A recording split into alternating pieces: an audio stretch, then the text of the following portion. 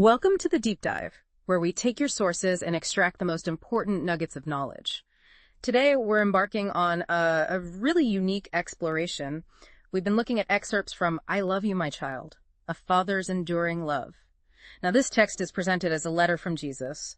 Our goal here is really to unpack how the specific text tries to offer comfort and connection. We're looking at its methods and themes, not, endorsing it, just examining its approach. Exactly. And what's really interesting, I think, is how the text deliberately uses very relatable, everyday images to talk about these big spiritual ideas. It's trying to make something abstract like divine love feel really personal and, well, accessible to you, the listener. It does this using these simple but quite powerful metaphors. Okay, let's unpack this then, starting with the daily rhythm. How does this love, as the letter describes it, actually begin each day? It suggests it starts right when you wake up, with the image of birds calling to one another. And it frames this not just as, nature sounds, but as a love call, implying you can actually hear and feel these love notes like every moment. It sets a very specific tone. Right. And the clever part here is how it uses these embodied metaphors. Yeah. It turns love from an idea into something you can, sense. It connects those bird sounds to even, say, the gentle breezes that touches your hair. No, these aren't just breezes. They're described as literally breathing love to comfort your weary soul. It's about finding divine comfort in small physical moments. That paints a really nice morning picture. But it's not just a quick feeling at dawn, right? The letter talks about this presence continuing. How does it describe that unwavering aspect throughout the day? It brings up the image of gentle waves continually rushing to the shore, using that as a reminder that this love is depicted as not forceful, but continual and unconditional. Like it's always there, gently persistent. Yeah, and if you connect that to the bigger picture, the text suggests that natural beauty itself is like a direct message, an act of love. For example, the beautiful sunrise to warm your heart.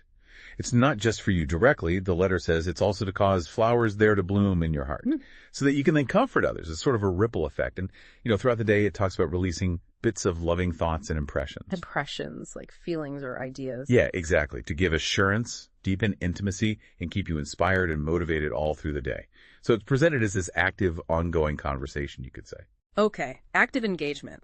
So then, as the day winds down, this love, according to the letter, it doesn't just fade out with a light. No, not at all. It shifts imagery. The text describes a breathtaking sunset as a symbol of my love and another form of blessing. It's almost like a personalized end-of-day show just for you. A final blessing for the day. Right. And this brings up an important point about healing and peace in the text's view. The sunset's rays are actually pictured as anointing you with the oil of my love to warm your heart and heal you. The bruises, wounds, and exhaustion the day might have brought you. It's very restorative imagery. That's quite vivid. Anointing with sunset rays. It is. And then, moving towards sleep, the letter offers a goodnight kiss and this feeling of being held close, giving assurance of a peaceful and safe sleep. And the core message here is that deep reassurance. The letter says, whatever happened during the day and whatever unanswered questions might have aroused, it's going to be just fine. That nothing went unheeded by me, and that everything will work together for good in my perfect time. That's a direct quote summing it up. Wow, okay. So that's a very comprehensive sense of care, from morning birds to this final nighttime reassurance. So after laying all this out, this constant unconditional love, how does the letter suggest? Well, you are supposed to respond. What's the call to action? Well, the text is pretty clear on that. It calls for a response of essentially trust and love back. It even gives the reason. Love me for the fact that I first love you, and trust me for the fact that I care for you. It's presented as a response to a prior action, and it loops back really to the opening idea. There is no other love that can satisfy the longing of a thirsty heart than that of the Father above. So this divine love is framed as the ultimate answer to that deep human need or longing. So it presents this complete cycle of love given and love returned, centered on trust. Which brings us to our final thought for you, the listener.